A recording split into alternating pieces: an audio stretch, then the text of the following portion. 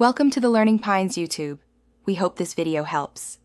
You start by opening desktop icon settings so you can change system icons directly.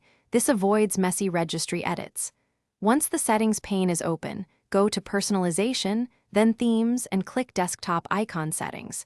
Make sure you have the ICO file available and you're signed in with an account that can make system changes. Otherwise, the new icon won't stick.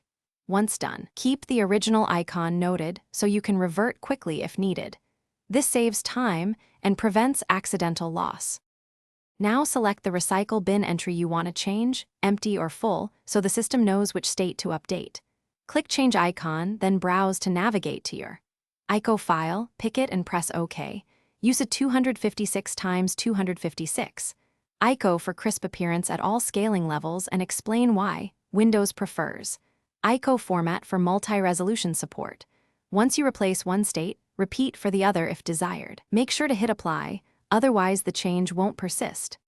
Finish by clicking Apply and OK, then refresh the desktop. Sometimes you need to restart Windows Explorer for immediate effect. Once done, test by deleting a small file to see the full recycle bin icon, then empty it to confirm the empty state. If the icon doesn't update, rebuild the icon cache or restart Explorer. This resolves most display issues. Make sure to keep your ICO backup and revert if a system update resets icons. That way you won't lose your custom setup. Thanks for watching. Consider subscribing if we helped you.